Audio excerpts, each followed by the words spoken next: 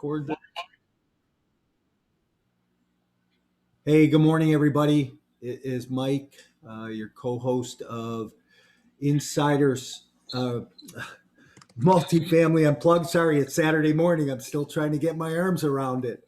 Hey, good morning, everybody. We're just going live on Facebook here, but we are live on Facebook, live on Zoom, and live on Clubhouse this morning. This is Mike, one of your co-hosts of Saturday Morning Multifamily Unplugged. Hey, Moose, your mic is hot on Clubhouse there. This is Mike. Well, I was going to say good morning, but I'll turn it off. Go right ahead. Say good morning. Yeah, hey, thanks for getting me up this morning. I appreciate it, man. It's been a great day since like 5:30. So I'll talk to you about that later. But no, just good to be here. And go ahead and open up the show, and then we'll chat. Yeah, I want to shout out about that too a little bit later. Do you can you by any chance text Steven? Do you have his number? Moose.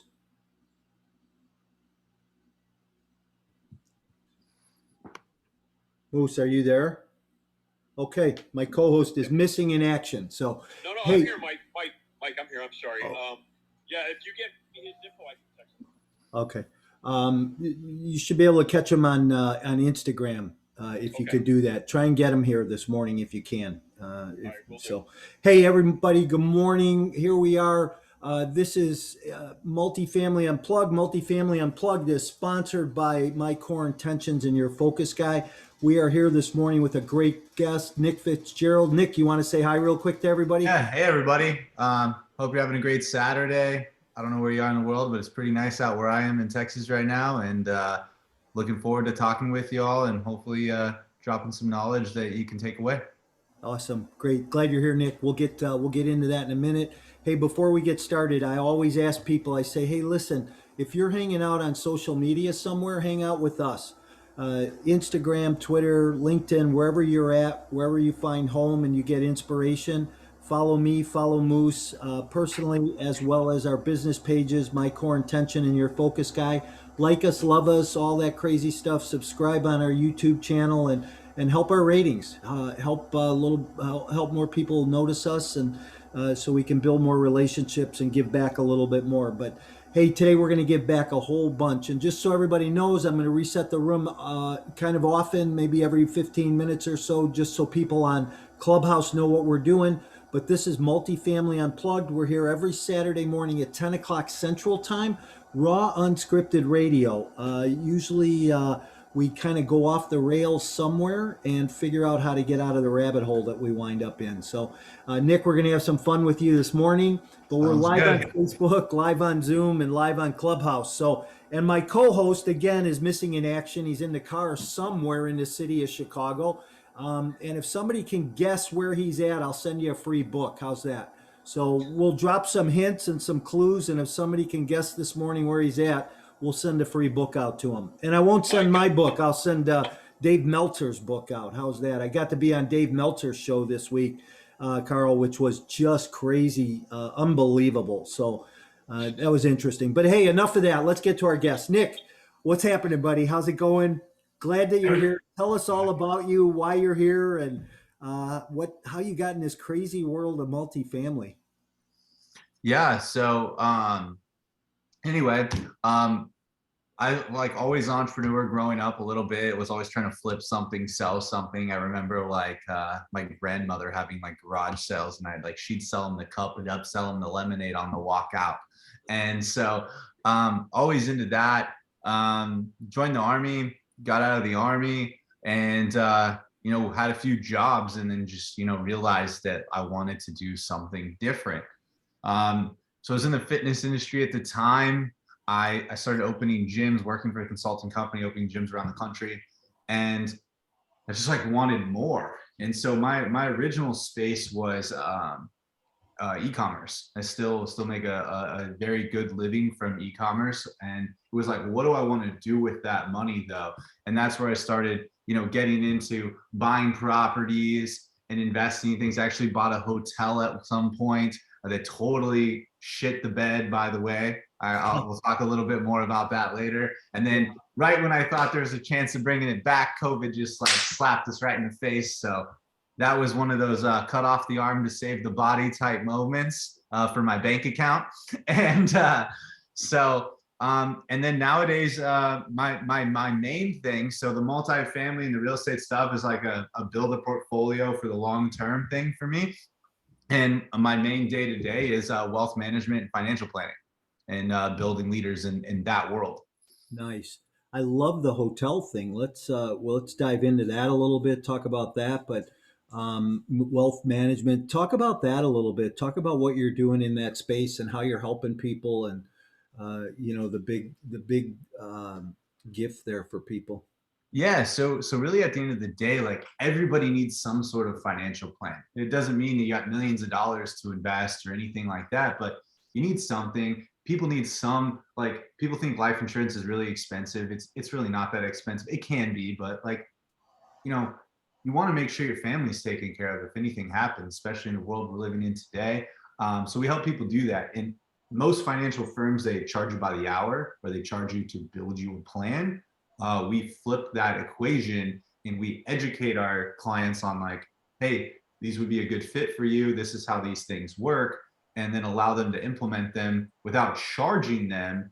Because if you're getting charged $500 an hour to get a financial advice, there's probably a lot less people calling, right? And so our goal was to help middle America, people that hadn't had access to that information in the past.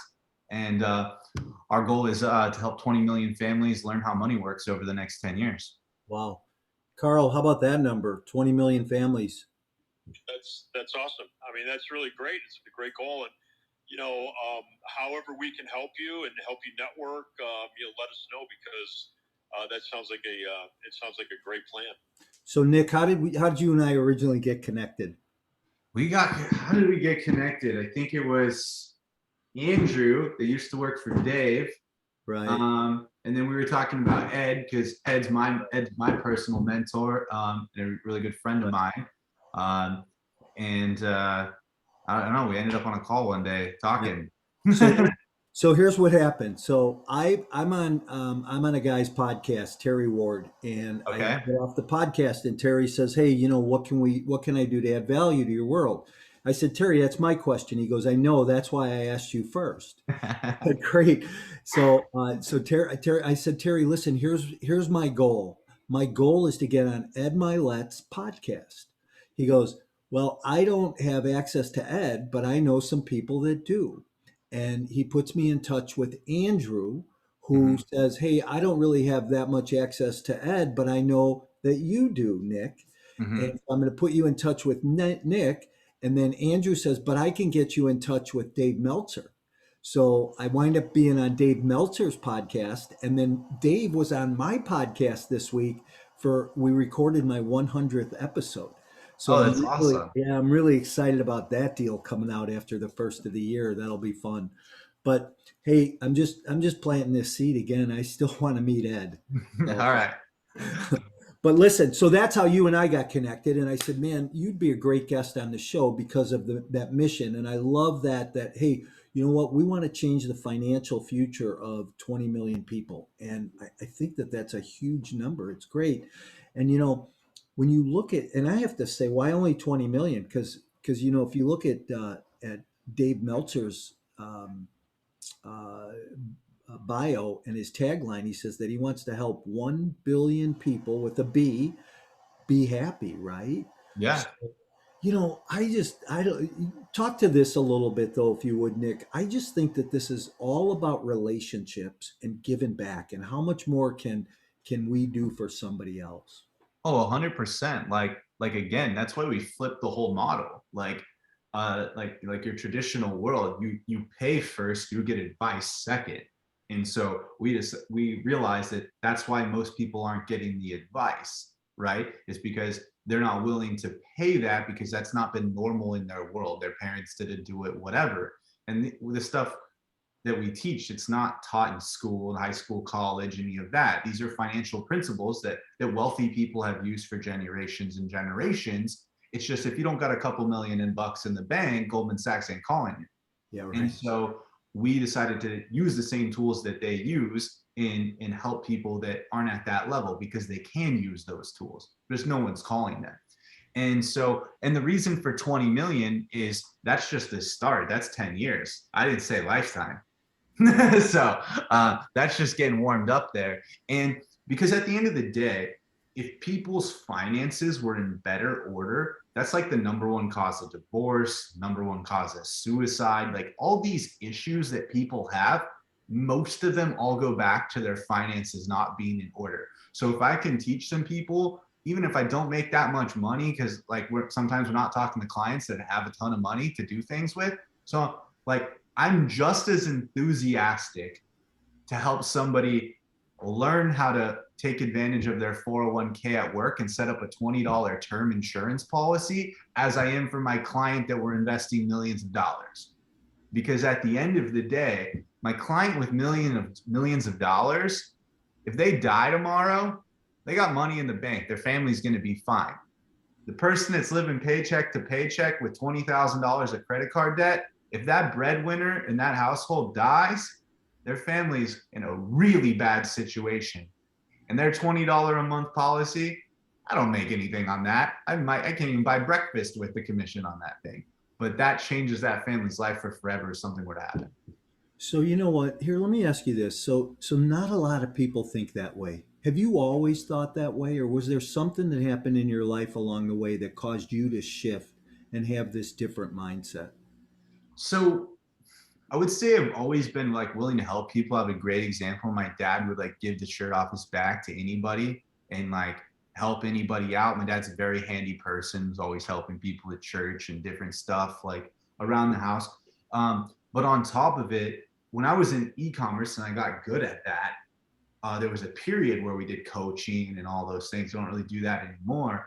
But I would watch people buy a course or come to one of our classes.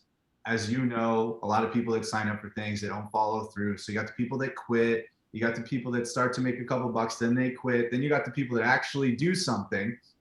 And then I realized that those people were starting to make a couple bucks, but they still had really bad habits with their money because they were just taught what their parents told them. Like, for instance, me even, like, I don't come from a super wealthy family.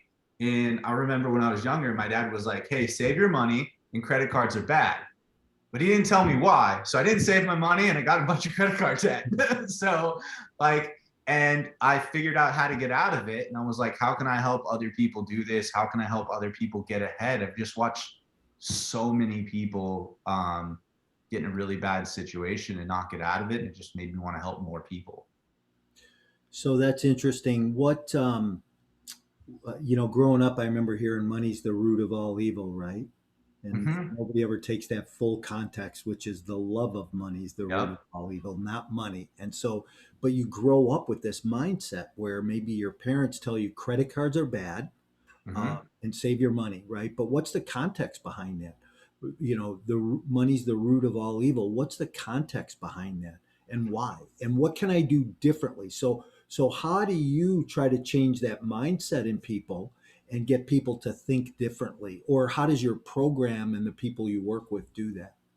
Yeah, so I don't get a ton, the people that I've spoken to that are like, oh, like people that are all about money, it's bad and different things. If you really look at the core of it, one, it was either their environment and their upbringing. So they've been programmed since they were little because their parents thought that way and their grandparents taught the parents to think that way. And it's generally an excuse. One of two things. Money just amplifies who you are. So if you're an asshole, you're probably going to be a bigger asshole with money. If you're a nice person that gives back and does things, you probably need to be a more charitable person. Like, it just amplifies who you are. It allows you to do more of who you are. Yeah. Would you agree? Yeah, absolutely. 100%. And so somebody that like has that concept. So like if we both grew up and we grew up in the same neighborhood and we had our same financial class our parents had and whatever, and then all of a sudden my dad goes and makes a bunch of money and it's like, oh, he's different now or this or that. But also there's two parts to that. There's one, that person could have been a little bit of an asshole already, and now they're a bigger asshole, whatever. But then there's the part that when you start to have some success and you start to do things, generally it's because you're holding yourself to a higher standard. You don't want your environment to pull you down. Like you hear the saying, everybody talks about this in the personal development space. You are your 5 friends you hang out with the most. You're the average of your 5 friends. So as you start to level up, you also have to level up your relationships. And those people have different relationships with money. Like when I go sit down with really, really wealthy people, they talk different. We can have conversations about millions of dollars and investing in this and that, and it's normal. If I go have a conversation with this old group of friends from high school about millions of dollars, they're like, what the hell are you talking about? Like, It's so over their head. So I think bringing it back to that question of, is money the root of all evil? No, it's amplifying who that person is. And again, the full context is the love of money. It's that you would put money before your family. That's not okay, right? Because at the end of the day, most people's why is their family. Most people why they're doing something is their family. Nobody really cares to have 10 million, $100 million in their bank account for no reason. It's what that provides, whether it's the security, the memories, the things they get to do, the impact on the world. Because nowadays you don't even get to touch it. It's just numbers on a screen. Yeah. So, it's interesting because we live in this world today where you can, for $500, you can rent for an hour, you can go to a private jet, take some pictures on a private jet, post them all over social media, pull up to the private jet in a fancy car, have some meals, have somebody there with you, and then all of a sudden, that's not really your life, but you're posting that out there. And it's funny this comes up because I'm doing a new video right now for social media, real quick deal that we're working on, and I'm creating pain in the beginning. So I'm showing, and you probably can relate to this, I'm showing the worker who's in the office, just stressed out at the end of the day, the construction worker on the work site, and somebody disheveled leaving the office, right? And then I said to the guys I'm working on the video with, I said, so listen, at the end, let's do all that stuff everybody does. Let's put the swimming pool and the palm trees and the Ferrari. And they went, whoa, time out. That's not real. And most people can't get that. So you can show all that fancy stuff, but the perception is, I'll never get there. So let's keep it real, right? And I think that that's what we just need to do in life is, we don't have to spend the $500 to go take, social media shots on a private jet, right? Hey, let me reset the room real quick. Welcome everybody. Good morning. If you're joining us live on Clubhouse, I'm glad you're here. Unfortunately, we're not open to talk. If you join us though, we're live on Facebook, live on Zoom. This is Saturday Morning Multifamily Unplugged. We're here every Saturday at 10 o'clock Central Time.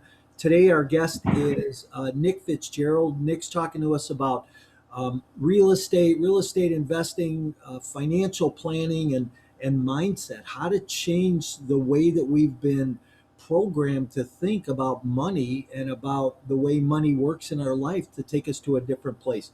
So, Nick, let me ask you this. First, let me ask my co-host, Carl, do you got anything you want to say?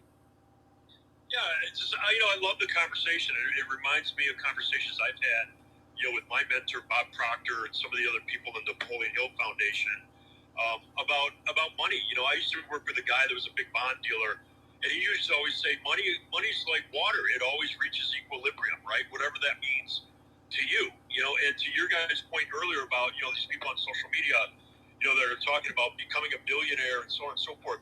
It's a false narrative because most people don't even understand, what that takes or what kind of commitment or what kind of sacrifices are required, and my statement, what I tell people is work on your first 100,000, and then when you're done with your first 100,000, get to $250,000. And then when you get to $250,000, get to $500,000 before you start talking about billions, right? And it just blows me away that, these people, they lead people down a path that's just not realistic for them at that moment. And it's not to say that, it's impossible to get there. That's not what I'm saying at all. It's about probability. And then, the other thing that Bob Proctor used to tell me about money was that it's just money provides comfort. Everybody has a different level of comfort. And maybe there's some people out there. I don't want to mention any names. That are comfortable in a Rolls Royce, and they're comfortable in a helicopter. They're comfortable in a G6, where other people are more comfortable in a pickup truck. You know what I mean? Yeah. Or a pair of overalls. So money just affords you a level of comfort, and you should never look beyond your own level of comfort to somebody else's level of comfort to be comfortable in your life. Figure out what your own equilibrium is. Figure out what your own level of comfort is, and then figure out a creative way to get there, and financial planning is huge. So anyway, those are just my thoughts. Mike, thanks for handing me the mic, and I'll hand it back to you all. Yeah. Those are great. Those are great points. Yeah, well spoken, right? Hey, listen, I got to do this though, real quick. Hey, big shout out for my new sweatshirt for Ben DeCook out of Indiana, who put a bunch of sweatshirts together for me, and I just love this. So he did a great job. So just a big shout out. So listen, Nick, let me ask you this. Please tell me, what are a couple of things that you do with people to help them change their mindset, to help them start to think differently about money? So one of the biggest things is like anything that we want in life, money, material things, experiences, whatever, it's first just allowing ourselves to like picture us doing it. Like being able to visualize yourself getting that car, going on that trip, like buying that big apartment complex, whatever, that you don't even think is possible in this moment. Because if you can't even see it happen, if you can't visualize like you walking on a private jet, if that's your thing, or you walking into this apartment complex and it's yours, like you gotta be able to conceive it first. As a Napoleon Hill thing, like you'll love this. It's literally on my arm, by the way. Is you have to be able to conceive it, believe that it's possible, and then you can achieve it. And you just can't give up, because no matter how many times you fail, if you don't give up, you can get there. And it's like, hey, if you want to be a millionaire, you can, but don't forget to account for those wins along the way, like the 100,000, the 250, those things. And then also, you did bring up the stuff with like the flashy cars and the fake private jet and all of that. The fake private jet thing, that's like a whole nother level of weirdness in my eyes. The real private jet thing, every once in a while with some buddies or whatever, that's cool. Is it very expensive? Absolutely. If you notice on social media a couple of years ago, all these internet people were posting in private jets. There was this jet membership that used to exist. It was very inexpensive, and you could hop on empty legs for free. And so everyone was posting like they travel on jets all the time. But then when that thing went away, you don't see so many people on jets anymore. Wow. So it was a great tool. If you knew about it then, that was amazing. Like I knew tons of friends that had it, and they look like they're billionaires. Like they're on private jets every weekend. And it was a great tool. Take advantage of tools like that. And you hear like the thing on online, like I get if you're renting a Ferrari for the weekend to make a video, to make it seem like you own it, to try to coerce people into buying something and all of that. I don't necessarily agree with that. But if your goal is to have a Lamborghini or a Ferrari and you can save up enough money to go rent one for the day, do it. Like touch the dream.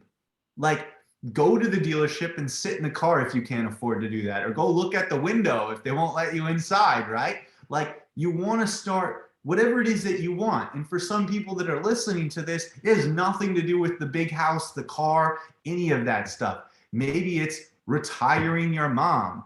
Maybe it's paying off your house. Maybe it's putting one of your kids in the best college. Whatever it is to you, right? Maybe it's having that giant real estate portfolio. Maybe, it's building a school in Africa. Whatever it is, like you just got to spend time believing that it's even a possibility. And I still struggle with this. Like, so don't think I got it down perfect. My wife will call me out on it all the time. Like, I'll be like, for instance, like if I'm thinking private jet, I'm like, oh, well, I'll get this smaller one first. Or Do I want to do it in 3 years or 5 years? Just every once in a while, I got to remind myself to just let myself dream as big as I want and not put limitations on it. And that's okay.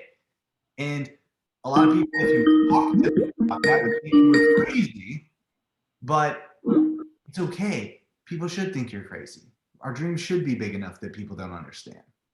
And so Nick, I just that's want how I feel. It's so interesting you say that. Right now we're in chapter 1 of Think and Grow Rich, and obviously it sounds like you've read that book or you know about it. Well, the first principle is desire, right? And in the book there's a 6-step formula for desire, and it talks about what it is you want, right? Because we don't need anything to survive. Wants are to thrive are a totally different story. So I've added a couple of steps to that 6-step chapter. First, picking the area of your life, right? Like, which area of your life do you want something in? And then the question is why, right? And to your point, there's nothing wrong with wanting a Ferrari. There's nothing wrong with wanting a private jet or to have that lifestyle. But the question you should always ask yourself is why? Like, why do you want that, right? There's nothing wrong with elevating your level of comfort or your lifestyle, whether it's through buying multifamily or investing in stocks or whatever it may be. Right. But I always tell people, ask yourself the question why, and ask yourself that multiple times until you get to that emotional why. And it's usually, like you refer to, something bigger, maybe retiring your parents, or maybe sending your parents on a trip around the world because they worked really hard, to put you through college or to whatever. So I always tell people, look for the why and ask yourself that question. Why do I want financial freedom? Why do I want that jet? Why do I want that big house? Because it's usually something beyond yourself. It's not about the car or the jet, because that can all go away in a heartbeat. Oh, absolutely. A heartbeat, right? It's that emotional why that you want to get in touch with. And I think that's what, we're all really talking about here. So anyway, I just want to jump in and add that. Yeah. Good stuff, Carl. Thanks. Go ahead, Nick. And I have 2 pieces on that. So for instance, when I bought my first Lamborghini, when I didn't test drove it, I drove it down PCH in Laguna Beach, and it was like, oh my gosh, like this feels amazing. Like, and for me at that time, it was like a trophy of accomplishment. Right. It was like, hey, if I can get this, then like I did something big, right? And so I got it. And once I got it, what I realized it really did is it changed my environment. When you pull up to a restaurant or you pull up to a shopping center in a car like that, the valet treats you different. He runs to your car now. He doesn't walk. He parks it up front. It's not parked in the back. When you walk inside, the host already saw what you pulled up in. They treat you different. Yep. Things happen that are different, and then also it's just a different environment. I can't explain it. If you ever own an exotic car, like, you'll know what I'm talking about. And I didn't realize that till I bought one. I had rented them a couple times. I had been with buddies, but once I had my own, it was like a whole different world. And I liked being treated that way. Yeah. And so, yeah, it makes a difference, doesn't it? I mean, people look at you differently, and it's almost like, it's instant credibility, because if you can afford that car, you're doing something. Yeah. But is it real? That becomes a question too, right? Is that instant credibility real? Right? So I don't know. It is what it is. Like, but some people, they don't want that. Some of the wealthiest people I know, you'd never know that they had money. Some of the wealthiest people I know, worth more than any social media star you've ever seen in your life, that I've had the pleasure of spending time with, you'd never know. Yeah, I mean, if you didn't know who Dave Meltzer was and you looked at him from a distance, you wouldn't know he had money. Oh, 100%. Right? I mean, just because he's like that. Sam Walton was like that. Warren Buffett's like that, right?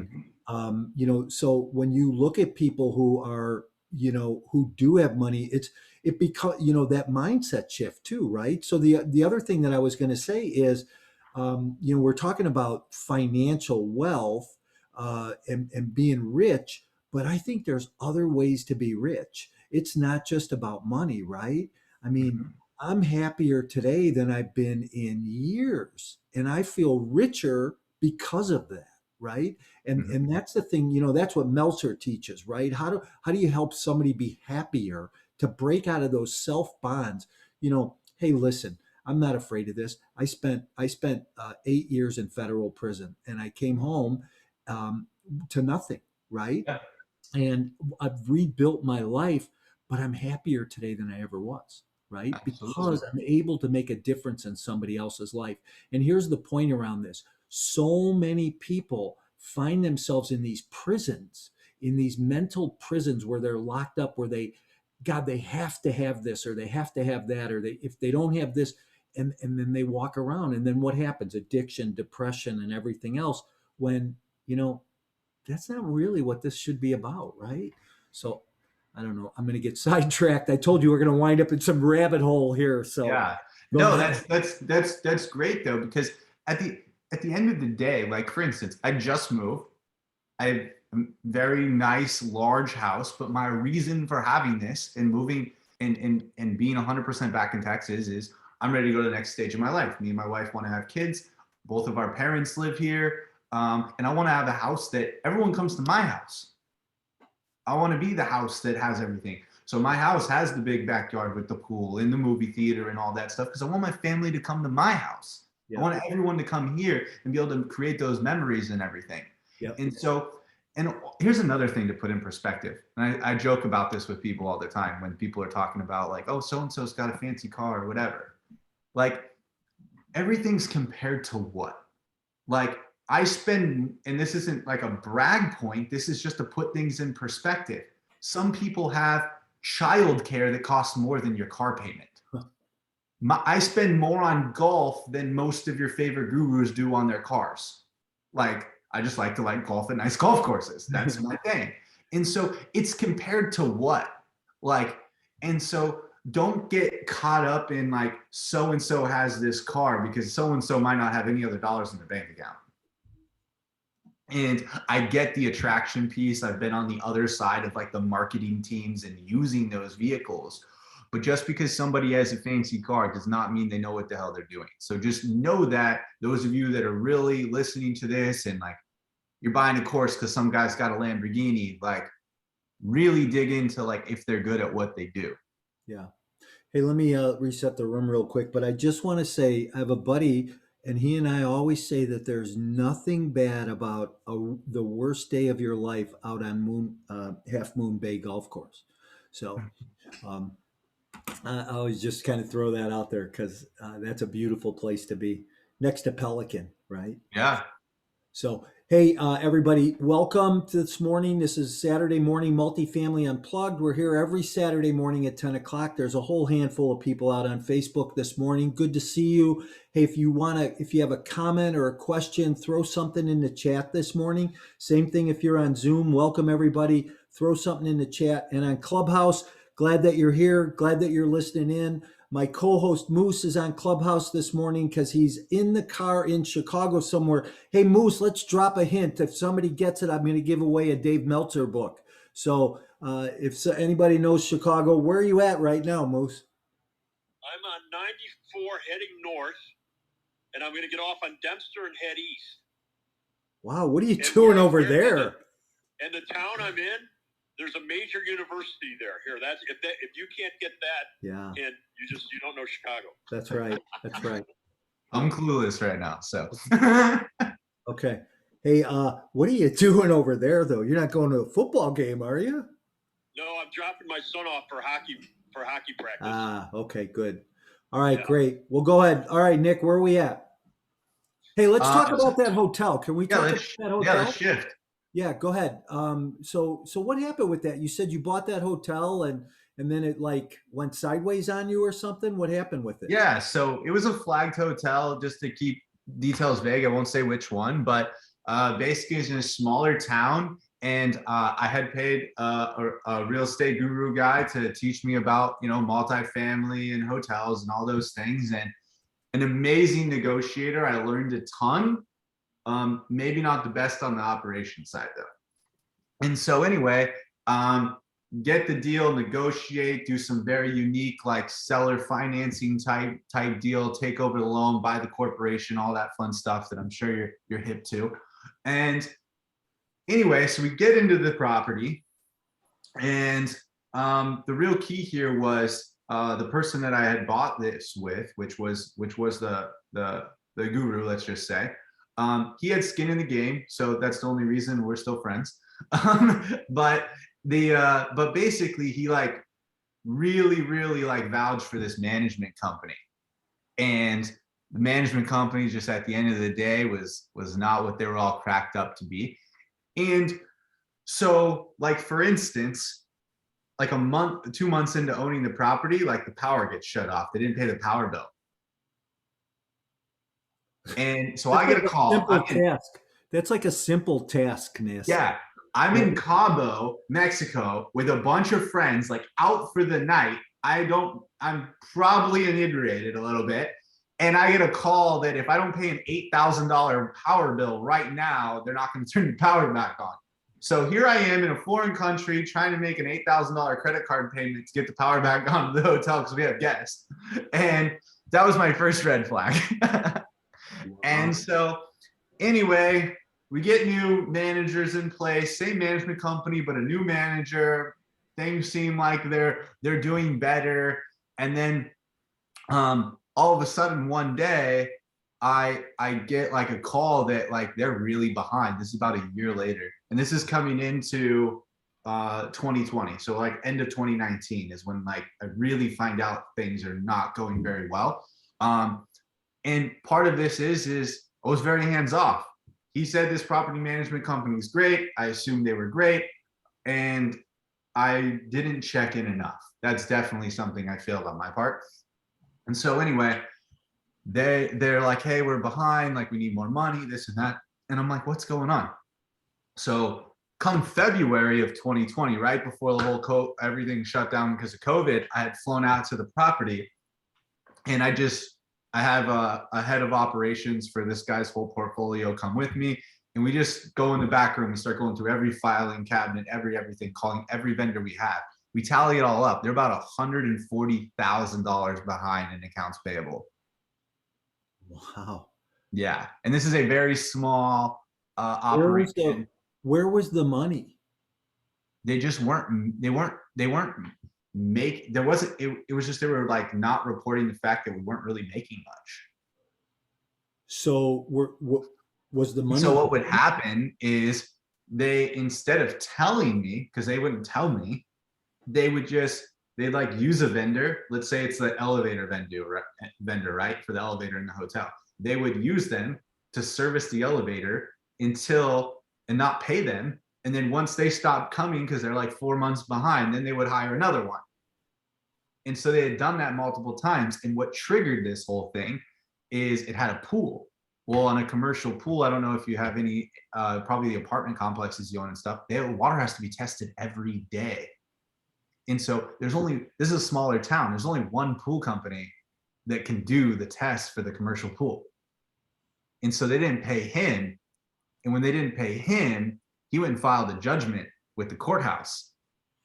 So when I land in town, there's a warrant out for the arrest of the owner of the hotel for not paying the pool guy. Oh my goodness. And so we pay the pool guy right away. First guy I call and cut a check to.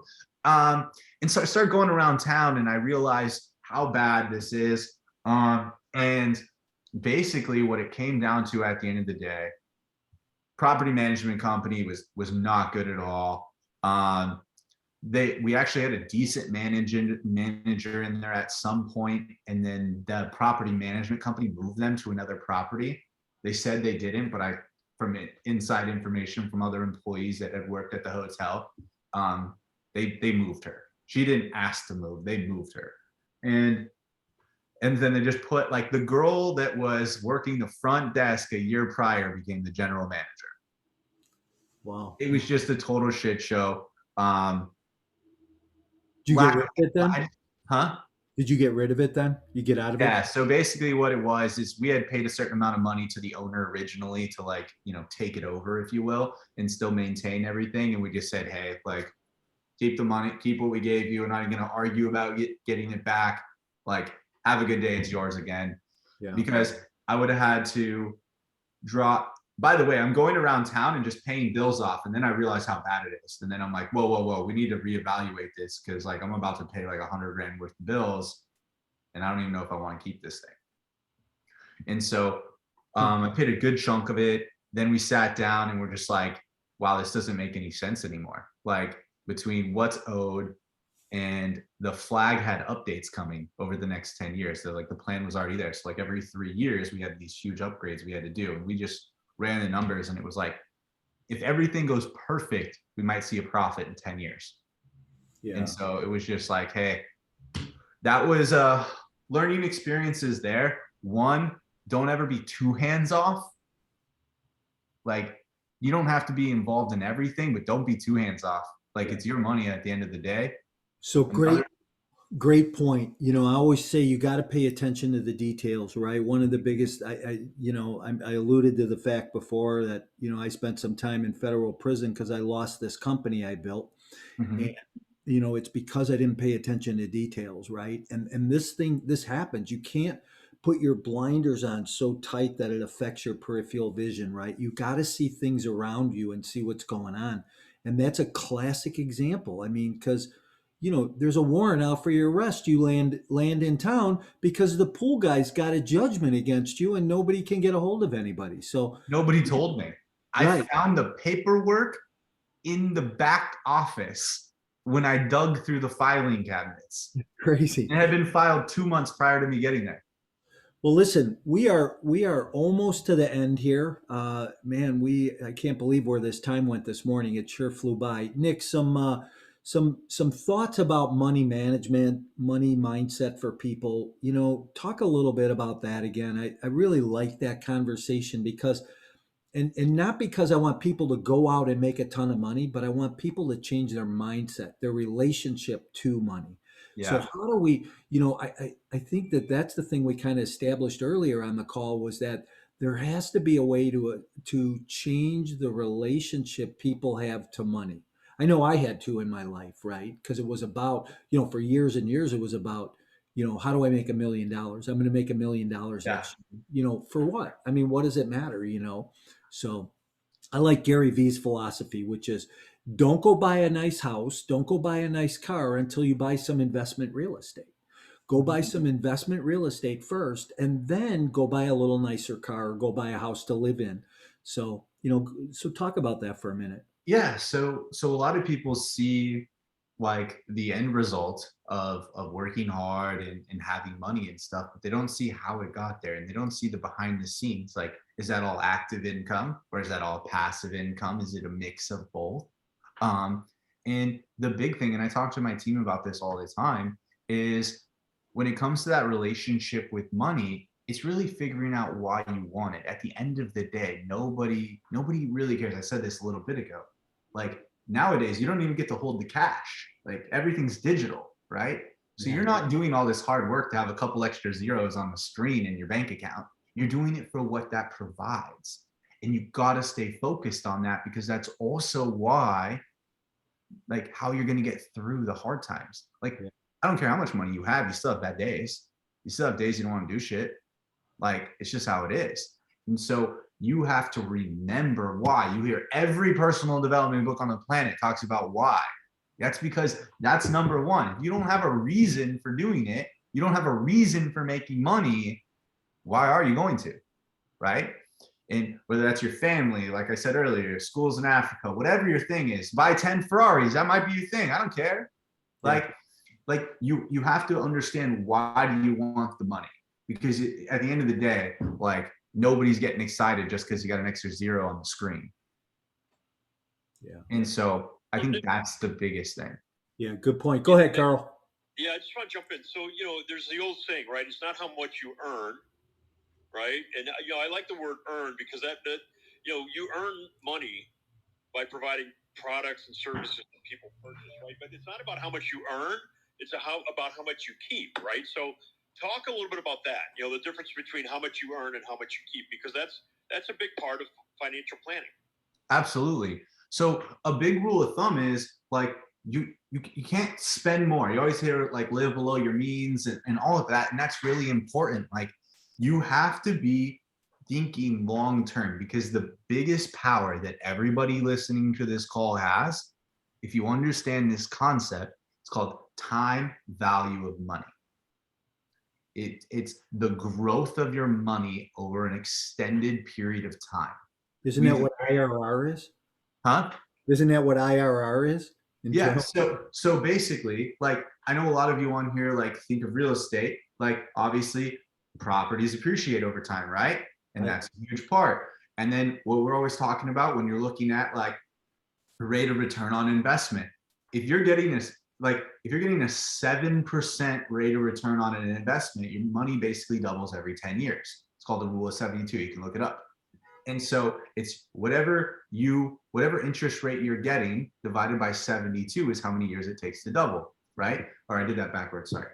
But so if you're getting a 10% rate of return, it's doubling every 7 years, right? And so if you think about that, let's just use the 10-year concept. If you have $10,000 today invested at 7.2%, in 10 years it's 20, and in 10 years it's 40. It's doubling, right? And so a lot of you might have heard of that concept, a penny doubled every day for 30 days, right? I'll give you $1 million right now, or I'll double a penny every day for 30 days. Which one are you taking? The 31 days. I want it in January on a 31-day month, please. Yeah. And so it's actually in 30 days, it's like 5 million. And in 31 days, it's $10 million. That's compounding. Now, obviously that's not a realistic example, but it's an example to show you what happens over a period of time when money compounds. So just like your real estate portfolio, the more properties you add to it, the bigger your cash flow, the over time, that appreciation, being able to pull the money out with cash out refis and all of that, not have to pay taxes on it. That's a huge piece of keeping more of your money, right? Right now, I mean, rates are starting to change, but money's cheap. This house I just bought, my rate's 2.25%. Like, it's like free money. Yeah. Well, it's going to be like free money. Yeah. I think that the world's going to change economically. I think we're going to see some shifts over the next couple of years. Interest rates are going to go up. Inflation's definitely going to set in. As soon as they figure out some of the supply chain constraints, I think there's going to be big shifts and things happen. And so, it's going to be cheap money. I mean, not that it's not today. I mean, it's cheaper than what my parents had a mortgage on a house for, and that was a number of years ago. Hey, listen, we're getting down to the end here. I just want to throw this out again. If anybody knows where Carl is, let us know, because we'll send you a book, a Dave Meltzer book. But remember, he said he was going east on Dempster from the Edens, 94 in Chicago, heading towards the lake. And he said there's some big college in a town he's going to. So, and it's a pretty prominent, it's a Big Ten, isn't it, Carl? Is a Big Ten town. Big Ten football.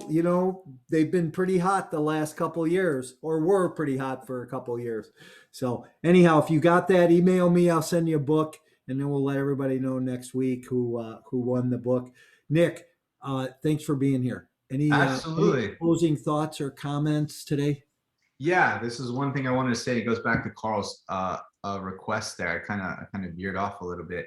Is think about things that are a complete luxury in your life that you do. And if you're willing to spend that much on that, be willing to put at least that much in your savings account, into your buying property portfolio. If you're willing to go spend $200 at the bar this weekend, you better be able to put $200 in your savings account or some sort of investment. Yeah.